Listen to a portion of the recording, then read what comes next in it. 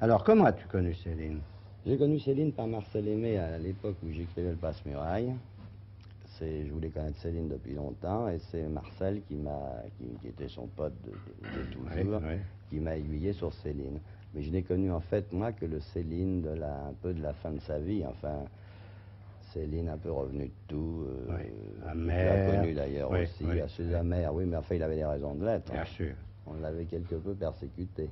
Alors il y a Marcel Julien qui est là et qui a bien connu Céline. Je pense surtout qu'il y a un côté sacrilège que craignait tout à l'heure Michel. Enfin, j'ai l'impression qu'on est tous les deux, on est beaucoup d'autres, mais parmi beaucoup d'autres, Céline, c'est une plaie qu'on s'est faite quand on était môme. Pour nous, ça a été l'homme qui a fait exploser la bombe atomique avant qu'elle soit créée. Enfin, et depuis, on est devenu un peu manichéiste parce qu'il y a la poésie d'avant Rimbaud et d'après Rimbaud, puis il y a la littérature d'avant Céline et après Céline, quoi.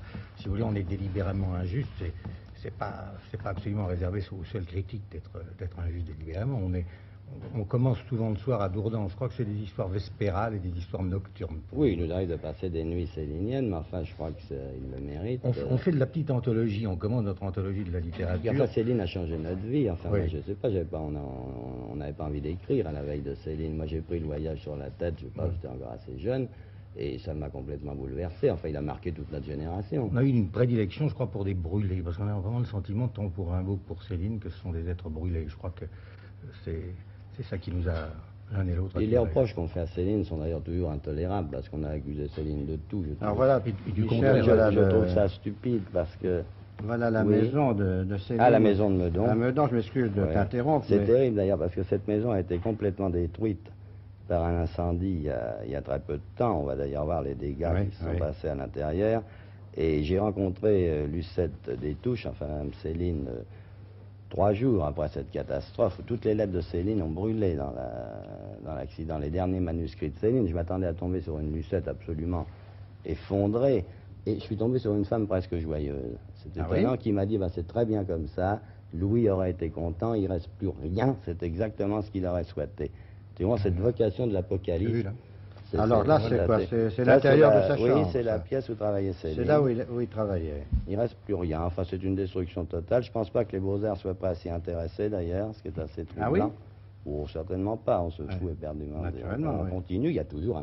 On continue à combattre Céline, ce qui est absolument intolérable. Alors là, je crois que c'est aussi l'intérieur de sa chambre. Oui, c'est sa chambre, je crois. Oui, oui.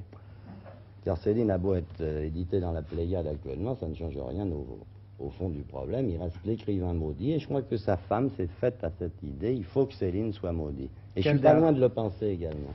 Marcel Julien, quelle dernière vision avez-vous eue de Céline? Voilà la maison dans son état calciné. La maison de Meudon, elle est actuellement comme ça, et Lucette vit là-dedans, donne ses cours de danse là-dedans, dans cette espèce de taudis calciné.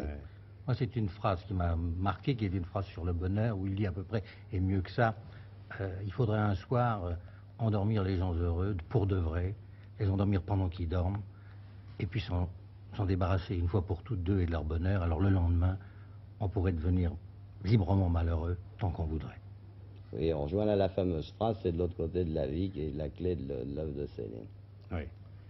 Bien, je ne sais pas vraiment comment faire la transition maintenant. Il y a toujours des acrobaties un peu délicates dans une émission. De Céline, on pourra en parler des heures. Ah, mais oui, bien sûr.